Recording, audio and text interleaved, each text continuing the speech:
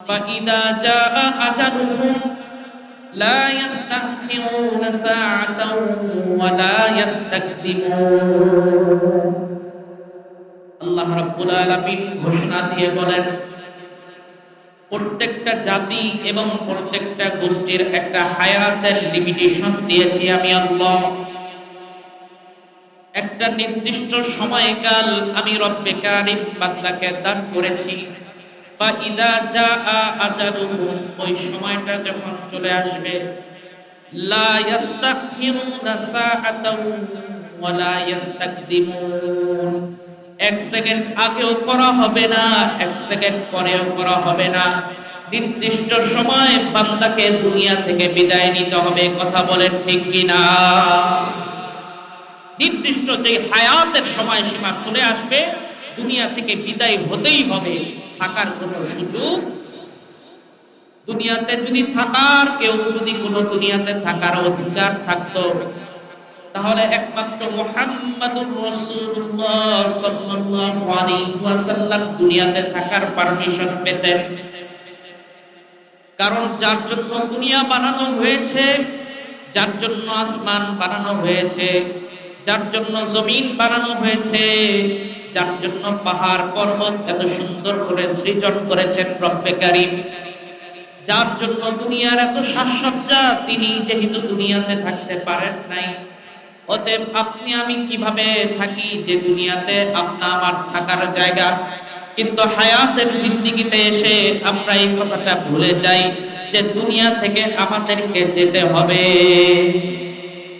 দুনিয়া থেকে যে যেতে হবে এই কথাটা আমরা বিলকুল ভুলে যাই। ভুলে যাওয়ার কারণে দুনিয়ার মানুষগুলা সুদের সাথে জড়িত হয়ে যায়, দুনিয়ার মানুষগুলা ঘুষের সাথে জড়িত হয়ে যায়, দুনিয়ার মানুষগুলা মদের আড্ডায় গিয়ে মদ পান করে, ডান্সের আড্ডায় গিয়ে ডান্স ক্লাবে গিয়ে ডান্স করে। কারণ সে যদি তার মনের ভিতরে মৃত্যুর ভয় জাগ্রত হতো, সে কখনো মদ পান করতে পারতো না। মৃত্যুর ভয় যদি কারো সিনার মধ্যে থাকে, তাহলে ওই ব্যক্তি কখনো ঘুষ খাইতে পারতো না। মৃত্যুর ভয় যদি কারো সিনার মধ্যে থাকে, ওই ব্যক্তি ঘুষ খাইতে পারতো না। মৃত্যুর ভয় যদি কারো সিনার মধ্যে থাকে, ওই ব্যক্তি মিথ্যা বলতে পারতো না। কারণ তার সিনা থেকে মৃত্যুর ভয় চলে গিয়েছে যে দুনিয়া থেকে আমাকে বিদায় হতে হবে। এই কথাটা বান্দা যখন ভুলে যায়, তখন বান্দার ভিতরে, দুনিয়ার ভিতরে, অন্তরের ভিতরে দুনিয়া লোভ লালসা শয়তানের ধোঁকা অন্তরটাকে আচ্ছাদিত করে ফেলে। সাদা কলমটা গুনাহের কালেমা দিয়ে কালো হয়ে যায়। বান্দা একের পর এক গুনাহ করতে থাকে, আর গুনার মজাবে এক গুনার পর আরেক গুনাহ করে। কিন্তু বান্দা খেয়াল করে না, রব্বে কারীম যখন ঘোষণা দিবে, ফাইদা জাআ আজালুহুম লা ইস্তাখিরুনা সাআতাও ওয়া লা ইস্তাকদিমুন, দুনিয়ার হায়াতের লিমিটেশন যখন শেষ হয়ে যাবে, তখন দুনিয়া থেকে কেউ দুনিয়াতে এক সেকেন্ডও থাকতে পারবে না। এক সেকেন্ডের জন্য দুনিয়াতে কেউ থাকতে পারবে। কিন্তু এই কথাটা আমরা ভুলে যাই। ভুলে যাওয়ার কারণে দুনিয়াতে এত অশান্তি, দুনিয়াতে এত মারামারি, দুনিয়াতে এত কাটাকাটি, দুনিয়াতে এত হিংসা, দুনিয়াতে এত অহংকার, দুনিয়াতে এত কিছু হচ্ছে। কারণ মানুষের অন্তরের ভিতরে যদি মৃত্যুর ভয় থাকতো, তাহলে মানুষ গুনাহ করতে পারত। কারণ মৃত্যুর ভয় মানুষের হায়াত থেকে, জীবন থেকে হারিয়ে গেছে। মনে করে আজকে আমি আসছি, হয়তোবা আমার আজকে দুনিয়া থেকে বিদায় হতে হবে। আল্লাহ রাব্বুল আলামিন কালামে হাকিমের মধ্যে ঘোষণা দেন, 16 নম্বর পারা। কত নম্বর? 16 নম্বর পারা, হিফজুল কোরআনের 16 নম্বর পারা, সূরার সিরিয়ালের মধ্যে 20 নম্বর সূরা। কত নম্বর? সূরার নাম হচ্ছে সূরাতুত তাহা। সূরার নাম কি? সূরা তাহা। তাহা আল্লাহ রাব্বুল আলামিন 55 নম্বর আয়াতে কারিমার মধ্যে ঘোষণা দেন, ক্বালাল্লাহু তাবারাকা ওয়া তাআলা, মিনহা খলাকনাকুম ওয়া ফিহা নুঈদুকুম ওয়া মিনহা নুখরিজুকুম তারাতান উখরা। আয়াতটা পরিচিত মনে হয় কিনা? পরিচিত লাগে? এটা কোন সময় পাঠ করেন বলেন তো? মাটি যখন মৃত ব্যক্তিকে যখন মাটি দেওয়া হয় তখন আয়াতগুলা পাঠ করেন, আয়াতটা পাঠ করেন, মিনহা খলাকনাকুম ওয়া ফিহা নুঈদুকুম ওয়া মিনহা নুখরিজুকুম তারাতান উখরা। আইরে কত মানুষকে যে নিজের হাতে মাটি দিলাম, কত মানুষের জানাজার নামাজ যে পড়লাম, কিন্তু যদি আয়াতের অর্থগুলা দিলটাকে একটু নাড়া দিতে পারত, অন্তরটাকে যদি একটু নাড়া দিতে পারত, তাহলে দুনিয়াতে মানুষ গুনাহ করতে পারত না।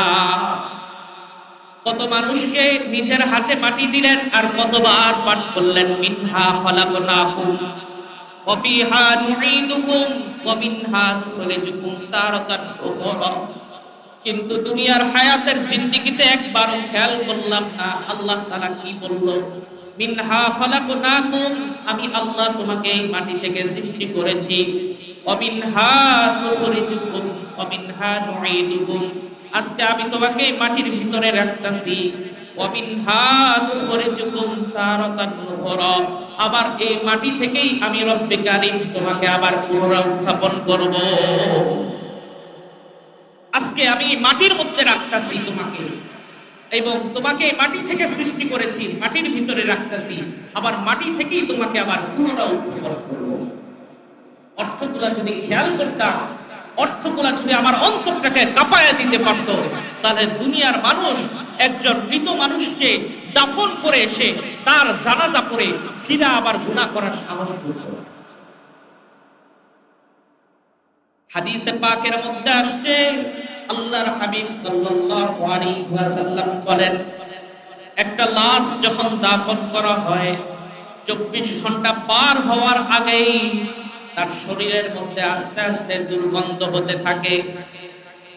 যে শরীরটাকে এত যত্ন করলেন, গোসল করার পর আতর মাখলেন, গোসল করার পর তেল মালিশ করলেন, গোসল করার পর লোশন ব্যবহার করলেন, পর্দার আড়ালের মা বোনেরা যারা আমার মাইকের আওয়াজ শুনতেছেন, দেহটাকে কত প্রকার কসমেটিক্স দিয়ে সাজাইলেন, কিন্তু এই দেহ 24 ঘন্টা যাওয়ার আগেই দুর্গন্ধ বের হতে থাকবে।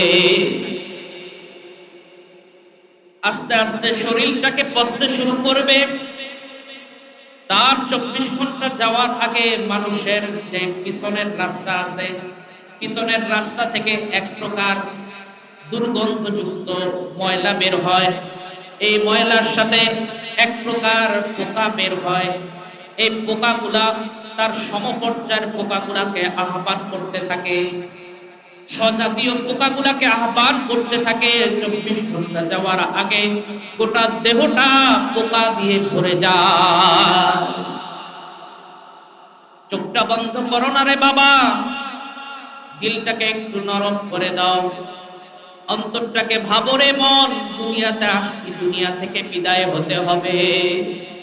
দুনিয়া কিন্তু থাকার জায়গা নয়। তোমার এত সুন্দর দেহটা, কত দামি দামি পাঞ্জাবি পরো, কত দামি দামি জুব্বা পরো, কত দামি দামি মা বোনেরা বোরকা লাগাও, কত দামি দামি থ্রি-পিস পরো, কত দামি দামি শার্ট পরো, কত দামি দামি প্যান্ট পরো। ব্র্যান্ডের পোশাক ছাড়া তোমার গায়ে লাগে না, ব্র্যান্ডের চশমা ছাড়া তোমার চোখে যায় না, ব্র্যান্ডের মোবাইল ছাড়া তুমি হাতে মোবাইল ইউজ করো না, আইফোন ছাড়া তোমার হাতে মোবাইল কেন জানি মানাই না। এত কিছু দুনিয়ার মধ্যে তুমি করলা, কিন্তু আখিরাতের জন্য কিছুই কামাই করলা না। আরে তোমার জীবন তো 16 আনাই বৃথা, তোমার জীবন তো 16 আনাই বৃথা। ছোটবেলায় মাঝির গল্প করছেন না আপনারা? মাঝি বাড়ির মানুষ মাঝির গল্প জানেন না? এক সাহেব বাবু নৌকার মধ্যে উঠছে, বড় শিক্ষিত মানুষ। নৌকার মধ্যে ওঠার পর নৌকা এপার থেকে ওপারে যাবে, হঠাৎ করে ঝড় তুফান শুরু হলো। নৌকা উঠার পরে মাঝিকে বলে সাহেব বাবু যে, কিরে বেটা, তুই পড়ালেখা জানোস নি? আমরা মূর্খ সূর্খ মানুষ, এত পড়ালেখার সুযোগ কই পাবো? তাহলে তুই তোর জীবনটা তো কিছুই করস না, তোর জীবনটা তো বৃথা। তুই পড়ালেখা যেহেতু জানোস না, তোর জীবনটা তো শেষ। এই জীবন দিয়া করবি কি? কতক্ষণ পর নদীর মধ্যে ঝড় তুফান শুরু হয়েছে। মাঝি জিজ্ঞাসা করে, সাহেব বাবু আপনি সাঁতার জানেন? যে না রে বাপু, সাঁতার তো জানি না। মাঝি ডাক দিয়া বলে, আমার জীবন যদি 2 আনা মিথ্যা হয়, আমার জীবন যদি 3 আনা বৃথা হয়, তোমার জীবন তো 16 আনাই বৃথা। তোমার জীবন তো 16 আনাই বৃথা, তুমি সাঁতারই জানো না। মিয়া, আমি তো সাঁতার কাইটা পারে উঠতে পারো, আমি তো সাঁতার কাইটা পারে উঠতে পারো, কিন্তু তুমি তো মিয়া সাঁতারও জানো না। তুমি তো হাবুডুবু খাইয়া পানি খাইয়া দুনিয়ার মধ্যে নদীর মধ্যে তলাইয়া যাইবা। তোমার এত ডিগ্রি দিয়া, তোমার এত অর্জন দিয়া কি বা লাভ হইল? তোমার জীবন তো পানির মধ্যেই শেষ। এত ডিগ্রি অর্জন করা তোমার লাভটা হইল কি? তুমি কিন্তু সাঁতার জানো না, তোমার জীবন তো 16 আনাই বৃথা। এজন্য প্রিয় ভাই, হায়াতের জিন্দেগিতে যদি আখিরাত কামাই করতে না পারি, তাহলে 1 আনা 2 আনা নয়, আমার জীবন 16 আনাই বৃথা হয়ে যাবে। 1 আনা 2 আনা নয়, আমার গোটা জীবন বৃথা হয়ে যাবে। এজন্য প্রিয় ভাই, আখিরাত কামাই করতে রাজি আছি তো ইনশাআল্লাহ? আল্লাহর হাবিব সাল্লাল্লাহু আলাইহি ওয়াসাল্লাম হাদিসে পাকের মধ্যে বলেন, একজন মৃত মানুষ যখন দুনিয়া থেকে বিদায় হয়ে যায়, তার আপনজন প্রিয়জন সব তাকে ছেড়ে চলে যায়। পরিবার পরিজন বলতে কেউ তার থাকে না। কবরটাকে লাশের মধ্যে কবরটা দাফন করে দেওয়া হয়, আপন বলতে কেউ থাকে না। নিজের কলিজার টুকরা সন্তানও কবরের ভিতরে নামার পরে, বাবার লাশটাকে দাফন করার পর মাথার কাছ থেকে গিটটা খুলে দেয়, পায়ের কাছ থেকে গিট্টুটা খুলে দেয়, কোমরের কাছ থেকে গিট্টা খুলে দেয়। তারপর নিচের এত আদরের সন্তান মাটির মধ্যে 2 হাত চাপ দিয়ে ভর দিয়ে বাবার কবর থেকে লাফ দিয়ে জমিনে উঠে পড়ে। নিজের এত আদরের সন্তানও আপনার কবরে থাকলো। আপনি যাকে এত মহব্বত করলেন, আপনার প্রিয়তমা স্ত্রী, আজকে আপনি মারা যান, আপনার পাশে কিন্তু ঘুমাবে না। আপনার সাথে 20 বছর 22 বছর 24 বছর সংসার করলো, সারা জীবন আপনার পাশে ঘুমাইলো, কিন্তু যখন আপনি দুনিয়া থেকে বিদায় হলেন, কিন্তু আপনার প্রিয়তম স্ত্রী আপনার পাশে থাকলো না। বলল, লাশটাকে দ্রুত বের করে দাও, লাশটাকে ঘর থেকে নিচে নামায় নিয়ে যাও। চাদরের এক কোণা ধরে মানুষ, আরেক কোণা ধরে, সামনে থেকে ধরে, পিছনের থেকে ধরে, লাশের কাপড়টাকে চাদরটাকে ধুইরা লাশটাকে বিল্ডিং এর থেকে নিচের দিকে নামাইয়ে ফেলে। গায়ের দামি দামি কাপড় গুলাও সুন্দর করে খুলে না, ব্লেড দিয়ে কেচি দিয়ে তোমার গায়ের থেকে জামাগুলো খুলে ফেলা হচ্ছে। ব্লেড দিয়ে কেচি দিয়ে তোমার গায়ের থেকে কাপড়গুলো খুলে দেওয়া হচ্ছে। মা বলে, সন্তান বলে, গো মা, আমাকে লাশের কাছে রাখো না, বাবারে দেখলে ভয় করে। এত আদরের সন্তান, যার জন্য জীবনটাকে কত কিছুই কামাই করলেন, কিন্তু আপনার সন্তানও আপনার লাশ দেখলে ভয় পায়। আপনার পরিবার পরিজন রাতের বেলা বিছানায় থাকলো, আপনাকে গোসল দিয়ে, গরম পানি বড়ই পাতা দিয়ে গোসল করে আপনার খাটিয়াটা বিল্ডিং এর নিচে, গ্রেজের নিচে রাস্তার পাশে রেখা দিল। উপরে একটা পলিথিন দিয়া দিল, আকাশ থেকে টপ টপ টপ টপ করে বৃষ্টির ফোঁটা আপনার লাশের খাটিয়ার উপর পড়ে। বাড়ির লোকজন ঘরে ঘুমায়, আর আপনাকে বাড়ির বাহিরে রেখা দিল। সকাল হইল, মাইকে এলান হইল যে অমুক তো আজকে দুনিয়া থেকে নাই, বিদায় হয়ে গেছে। এতটা বাজে জানাজা, আপনারা সকলেই মৃত ব্যক্তির জানাজায় অংশগ্রহণ করে মাইয়াতের মাগফিরাত কামনা করুন। এতদিন নামাজ পড়লা না রে যুবক, এতদিন নামাজ পড়লা না, এতদিন নামাজ আদায় করলা না, ইমামের পিছনে দাঁড়াইতে পারলা না। হায়াতের জিন্দেগিতে এমন একটা সময় আসবে, ইমাম সাহেবের পিছনে তোমার দাঁড়ানোর আর সুযোগ থাকবে না। ওই দিন ইমাম সাহেবের সামনে তুমি শুইয়া যাইবা। ইমাম সাহেবের পিছনে তো দাঁড়াইলা না, এমন একটা সময় আসবে ইমাম সাহেবের পিছনে দাঁড়ানোর সুযোগ আল্লাহ তাআলা উঠায় নিবে। ওই দিন ইমাম সাহেবের সামনে তুমি শুইয়া যাবে। 1 তাকবীর, 2 তাকবীর নয়, 3 তাকবীর নয়, 4 তাকবীর দিয়ে তোমাকে দুনিয়া থেকে চিরতরের দিকে বিদায় দিয়ে দিল। লাশের খাটিয়াগুলা তোমাকে কাঁধে নিয়ে আস্তে হাঁটতে হাঁটতে তোমাকে নিয়ে কবরস্থানের দিকে চললো। এখনো মনে করতেছো আমার সাথে হয়তো আমার সন্তান আছে, আমার আত্মীয় স্বজন আছে, আমার পাড়া প্রতিবেশী আছে, আমার বন্ধু বান্ধব আছে, সবাই তোমার সাথে সাথে যায়। সাথে সাথে যাওয়ার পর দুই তিনজন কবরের মধ্যে টপ টপ করে লাফ দিয়ে পড়ল। নামার পরে তোমাকে কোলে নিয়ে কবরের মধ্যে রেখে দিল। হয়তো বা এখনো তোমার সাথে দুই তিনজন থাকবে, হয়তো তুমি ভাবতেছ, মনে করো না তোমার সাথে কেউ থাকবে। তোমাকে দামানোর পরে তোমার মাথার, পেটের এবং পায়ের গিট্টুগুলা পরে তারা টপ টপ করে লাফ দিয়ে তোমার কবর থেকে উঠে যাবে। উপরে চাটাই দিয়ে তোমার কবরটাকে জনমের জন্য অন্ধকার বানায় দেওয়া হবে।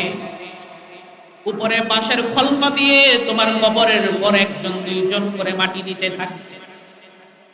যেই গায়ে মশা পড়লেও 10টা বাড়ি দিতা, যে মশার কামড় তুমি সহ্য করতে পারতা না, এসির নিস্তারা তুমি ঘুমাইতে পারতা না, তোমার গায়ে কাপড়ের মধ্যে ময়লা লাগলে 1000টা বার ঝাড়া দিতা। আজকে তুমি শুয়ে আছো, হাজারো মানুষ তোমার উপরে কবরের মধ্যে মাটি ফিরতেছে। লাশটাকে দাফন করে দিলা, হয়তোবা মনে করছো তোমার লাশের কবরের পাশে হয়তোবা কিছুক্ষণ মানুষ দাঁড়ায় আছে, মনে করতেছো কিছুক্ষণ মনে হয় হয়তো তোমার কাছে সব সময় থাকবে। কিন্তু না না, সূরা ফালাক সূরা নাস পড়ে আসমানের দিকে হাত উঠাইয়া তোমার জন্য 2-1 মিনিট দোয়া করার পরে এক কদম দুই কদম হাঁটতে হাঁটতে তোমাকে ছেড়ে সব বিদায় হয়ে গেল। আজকে তুমি আসলাও একা, থাকলাও একা, তোমার পাশে কিন্তু কেউ নাই, কেউ নাই তোমার পাশে। মুনকার নাকির এসে তোমাকে প্রশ্ন করে, মান রব্বুকা, তোমার রবকে, ওমা দীনুকা, তোমার ধর্ম কি, ওমান নাবিয়ুকা, তোমার নবীকে। ভাগ্য যদি ভালো থাকে তাহলে তো উত্তর দিতে পারলা, আর যদি কপাল যদি পুড়ে যায় তাহলে তো বলবা লা আদরি লা আদরি, আমি তো জানি না। কবরের মধ্যে এমন আযাব দেওয়া হবে, হাদিসে পাকের মধ্যে আসছে, তোমার মাথার মধ্যে লোহার হাতুড়ি দিয়ে বাড়ি দেওয়া হবে, তোমার কানের মধ্যে বাড়ি দেওয়া হবে, তোমার শরীরের মধ্যে লোহার হামার দিয়ে বাইরানো হবে। এমন ফেরেশতা দেওয়া হবে যে ফেরেশতা কানেও শোনে না, চোখেও দেখে না। তুমি চিৎকার করবা, তোমার আওয়াজ কেউ শুনবে না।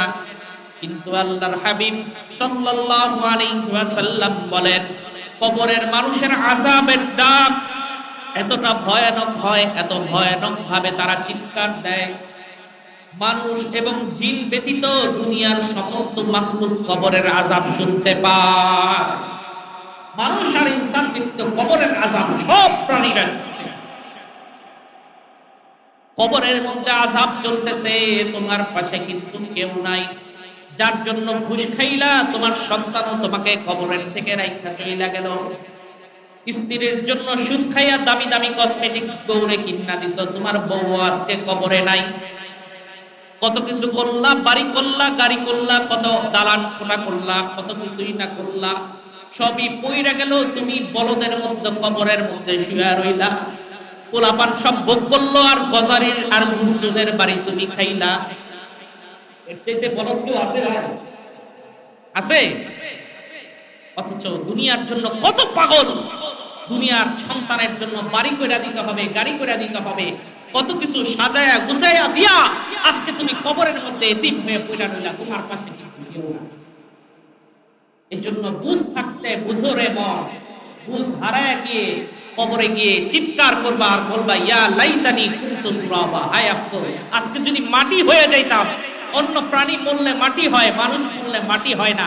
মানুষকে প্রশ্ন উত্থাপন করা হয়, মানুষকে কবরের মধ্যে আযাব দেওয়া হয়, মানুষকে হাসরের ময়দানে প্রশ্নের সম্মুখীন হতে হয়, আল্লাহর জান্নাত জাহান্নামের হিসাব কিতাব হয়। কিন্তু অন্য প্রাণী মরলে তাদের কোনো হিসাব কিতাব নাই। অন্য প্রাণী মরলে তারা মাটি হয়ে যাবে, মানুষ আফসোস করবে আর বলতে থাকবে, ইয়া লাইতানি কুনতু তুরাবা, হায় আফসোস, আমার যদি বিচার না হইতো আর হিসাব কিতাব না হইতো, আমি মাটির মানুষ মইরা যদি মাটি হয়ে মিশে যাইতাম তাহলে কতই না হতো। এজন্য প্রিয় ভাই, দুনিয়ার হায়াতের জিন্দেগিতে মনে করলাম যে হয়তো বা অনেক কিছু পেয়ে গেছি। না বাবা, তুমি কিছুই পাওনি।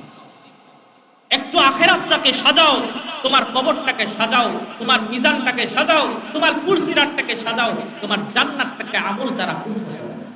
হাদিসে পাকের মধ্যে আল্লাহর হাবিব সাল্লাল্লাহু আলাইহি ওয়াসাল্লাম বলেন, একজন লাশকে যখন কবরস্থ করা হয়, দাফন করা হয়, একাকিত্বের মধ্যে যখন কবরওয়ালা ব্যক্তি ভুগতে থাকে, একাকিত্বের যে একটা ভয়ানক এক অবস্থা। একাকিত্ব কি জিনিস? এই জিনিস হয়তো দুনিয়ার মানুষ দেখছে। অনেকদিন আগে, জানি না আপনাদের মনে আছে কিনা, একটা লোক ফেসবুক লাইভে এসে নিজের কপালের মধ্যে, মাথার মধ্যে পিস্তল ঠেকে নিজে নিজে আত্মহত্যা করছে, মনে আছে? কার শ্বশুর জানি হয়? রিয়াজ, নায়ক রিয়াজের শ্বশুর। মাইয়া পোলা সব বিদেশ, লন্ডন থাকে। একাকিত্ব এমন এক ভয়ঙ্কর, দুনিয়া থেকেও তাকে বাঁচতে দিল না। একাকিত্ব ভয়ে, এই দুনিয়া, একাকিত্ব এমন এক জিনিস, তুমি দুনিয়াতেই একা থাকতে পারো না, কবরে থাকতে। একাকিত্ব, টেনশন আর ডিপ্রেশন এমন একটা অবস্থা হলো, তুমি নিজের মাথায় পিস্তল লেখা লাইভে আইসা দুনিয়ার মানুষের সামনে তুমি দুনিয়া থেকে জন্য ভাই, মানুষের একাকিত্ব যে কি একটা ভয়ঙ্কর জিনিস, এটা আপনি আমি বুঝতে পারবো না যদি কোনোদিন একা থাকে। এক মাস এক ঘরে একা থাকতে হবে,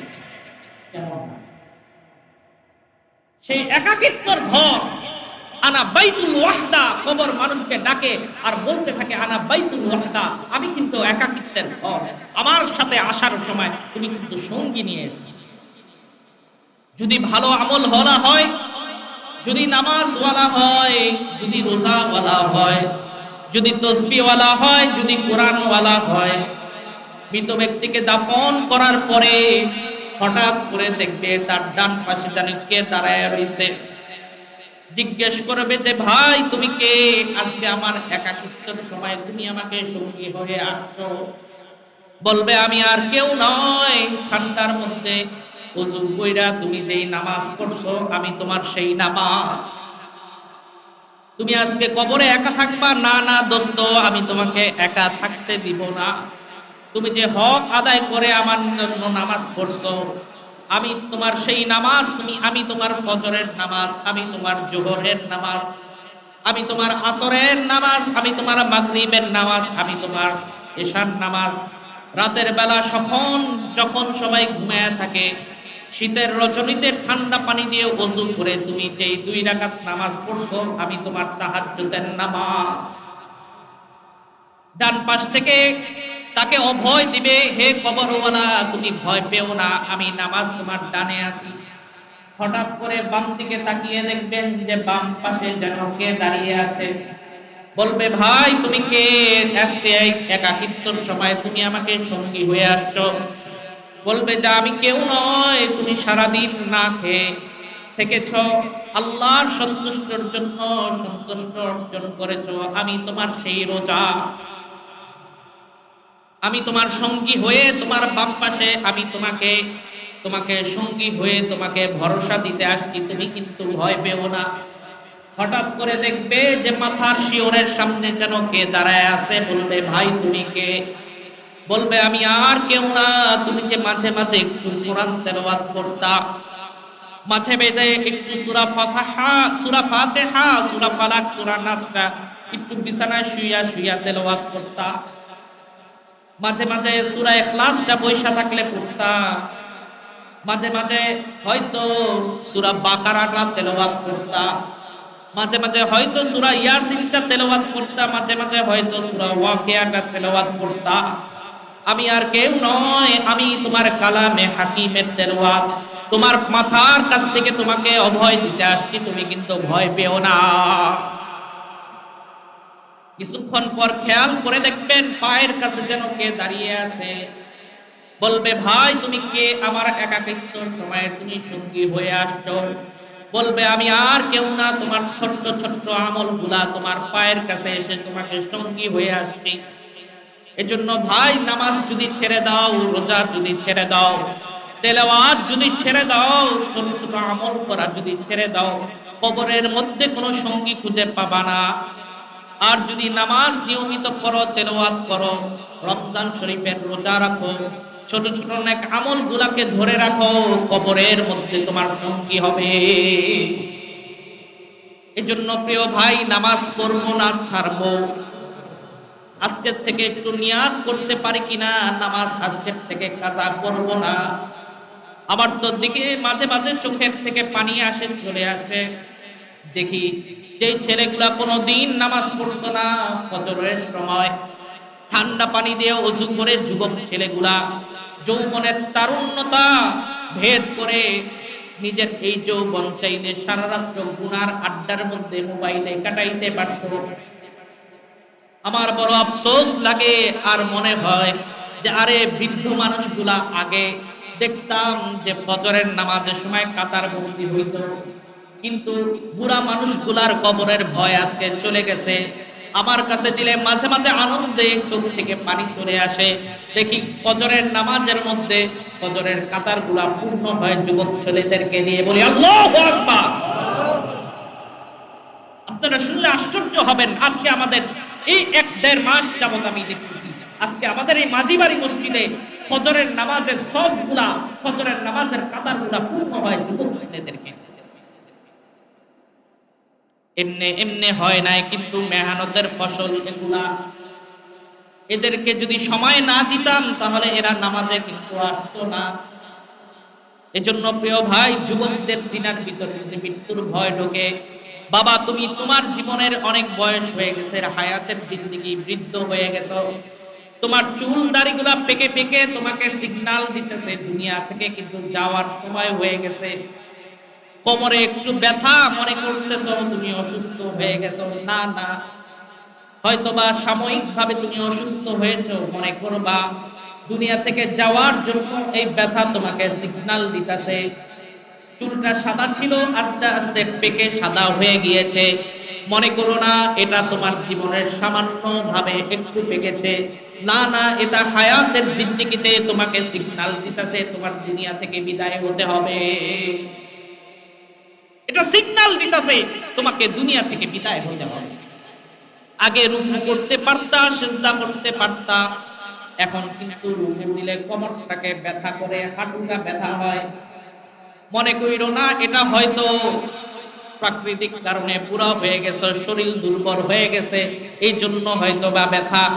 না না, দুনিয়ার হায়াত তোমার আস্তে আস্তে ফুরাইতেছে, এই জন্য হায়াত থেকে তোমাকে সিগন্যাল দিতেছে তোর কিন্তু কোমর ব্যথা শুরু হয়ে গেছে, তোর কিন্তু হাঁটু ব্যথা শুরু হয়ে গেছে, তোর চুল সাদা ছিল এখন কালো ছিল, এখন কিন্তু তোর চুল সাদা হয়ে গেছে, এখন তোকে দুনিয়া থেকে বিদায় হতে হবে। একটু ভাবেন, একটু কল্পনা করেন, একটু অ্যামেজিং করেন, নিজেকে ভাবেন, একটু ভাবাইতে চেষ্টা করেন দুনিয়াতে কেন আসছি আর কি নিয়ে যাইতেছি। এজন্য রব্বে কারিম কালামে হাকিমের মধ্যে ঘোষণা দিয়ে বলে, মিনহা খলাকনাকুম ওয়া ফিহা নুঈদুকুম ওয়া মিনহা নুখরিজুকুম তারাতান উখরা। হে দুনিয়ার মানুষ, আমি তোমাকে মাটি থেকে সৃষ্টি করেছি, ওয়া মিনহা নুঈদুকুম, এবং তোমাকে মাটির ভিতরে রাখতেছি, ওয়া মিনহা নুখরিজুকুম তারাতান উখরা, এবং তোমাকে আমি আল্লাহ রাব্বুল আলামিন এই মাটি থেকে পুনরায় উত্থাপন করব। তোমার জীবনটা মাটি আর মাটিতে কেটে গেল, মাটির মধ্যে যদি একটু ঈমানের নূর লাগাইতে পারো, এই মাটি সোনা হয়ে যাবে। সুবহানাল্লাহ। এই মাটির মধ্যে যদি একটু কালারিং করে একটু ঈমানের দৌলতটা সিনার মধ্যে লাগাইতে পারো, এই মাটির মধ্যে যদি আমলের রং দিয়ে একটু রঙিন করতে পারো, রব্বুল আলামিন বলেন সিবগাতাল্লাহ, তোমরা আমার রঙে রঙিন হয়ে যাও। আল্লাহ রাব্বুল আলামিন বড় আফসোস নিয়ে, দরদ নিয়ে ডাক দেয়, বান্দা যখন গুনাহ করে, বান্দা যখন গুনাহ করে কেউ নাই, দরজা জানালা সব বন্ধ, সব কিছু বন্ধ করে যুবক তুমি মোবাইল নিয়ে গুনার মধ্যে লিপ্ত হয়ে গেছো। আল্লাহ তাআলা ডাক দিয়ে বলেন, ইয়া আইয়ুহাল ইনসান মা গররাকা বিরাব্বিকাল কারীম, ইয়া আইয়ুহাল ইনসান মা গররাকা বিরাব্বিকাল কারীম। হে মানব সম্প্রদায়, তোমার আজকে কি হয়ে গেল? মা গর্রকা বিরব্বিকাল কারীম, যে তোমার কারীম রবের কাছ থেকে তুমি আজকে দূরে সরে গেছো। যে রব তোকে দুইটা না চাইতে চোখ দিলাম, না চাইতে হাত দিলাম, না চাইতে পা দিলাম, না চাইতে মস্তিষ্ক দিলাম, না চাইতে ধরার শক্তি দিলাম, না চাইতে চলার শক্তি দিলাম, সবকিছু আমি রব্বুল আলামিন দিলাম। আর আমার দেওয়া নেয়ামত দ্বারা আমার ইবাদত না করে আজকে আমার নাফরমানি করতেছ। সব আমি দিলাম, আমার দেওয়া সবকিছু নেয়ামত ভোগ করে আমার ইবাদত না করে আজকে আমার নাফরমানি করতেছ। ইয়া আইয়ুহাল ইনসান মা গররাকা বিরব্বিকাল কারীম, কোন জিনিস তোকে তোর রবের কাছ থেকে, কারীম রবের কাছ থেকে তোরে দূরে সরায়া দিল? কোন জিনিস তোকে গাফিল করল? দুনিয়ার মায়ার মধ্যে পড়ে, দুনিয়ার মহাব্বতে তুই আজকে নাফরমানি করতেছস, ঘুষ খাইতেছস, সুদ খাইতেছস, জিনা করতেছস। আয় যুবক, তোমার হায়াতের জিন্দেগি যদি শেষ হয়ে যায় আর এক মুহূর্তের জন্য দুনিয়াতে আসার কোনো সুযোগ পাবে, আর দুনিয়াতে আসার কোনো সুযোগ থাকবে? এজন্য এই হায়াতটাকে কদর করা পারবেন তো ইনশাআল্লাহ? এক সেকেন্ডের জন্য নাফরমানি করব না, ওয়াদা করা যাবে তো ইনশাআল্লাহ? আজকের পর থেকে এক ওয়াক্ত নামাজ পড়ব, কাজা করব না। যদি কবরে সঙ্গী চাই, কবরে সঙ্গী চাই তো ইনশাআল্লাহ? কবরে সঙ্গী ছাড়া থাকতে পারবেন প্রিয় ভাইরা? যদি সঙ্গী ছাড়া থাকতে না পারেন, সঙ্গী কিন্তু তৈরি করতে হবে। হায়াত শেষ হয়ে গেলে কিন্তু সঙ্গী তৈরি করতে পারবেন না। অতএব ইমামের সামনে শোয়ার আগে ইমামের পিছনে দাঁড়ান। একদিন এমন সময় আসবে যে ইমামের পিছনে দাঁড়ানোর সুযোগ থাকবে না, ওই দিন ইমামের সামনে শুইতে হবে। অতএব আপনাদেরকে বারবার বলি, ইমামের সামনে শোয়ার আগে ইমামের পিছনে দাঁড়ান। ইমামের সামনে শুইবেন না পিছনে দাঁড়াইবেন? ইনশাআল্লাহ যদি পিছনে দাঁড়ানেওয়ালা হই, তাহলে সামনে শুইলেও সামনে শুইলেও খুশি, কারণ মৃত্যু হয় না তাই আপনি জান্নাতে যান। মৃত্যুটা একমাত্র আপনার জান্নাতে যাওয়ার জন্য বাধা থাকে।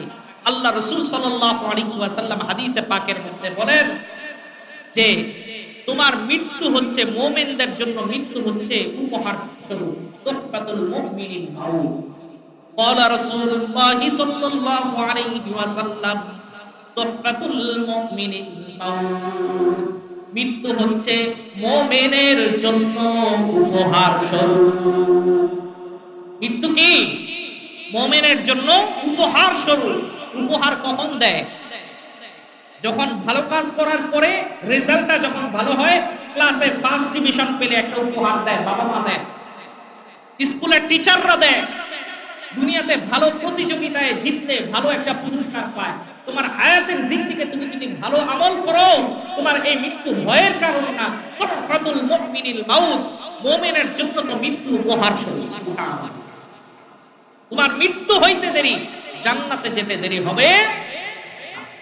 এজন্য জান্নাতে যাওয়ার জন্য মৃত্যুর পূর্বে আমল দ্বারা আখিরাতকে সাজাইতে রাজি আছি তো ইনশাআল্লাহ? পারবো তো ইনশাআল্লাহ? আশা করা যায় ইনশাআল্লাহ দুনিয়া এবং আখিরাত আমাদের জন্য কল্যাণের ফয়সালা। আল্লাহ রাব্বুল আলামিন যে কথাগুলো বললাম, আগে আমাকে এবং আপনাদের সকলকে আমল করবার তৌফিক দান করুন, আমিন।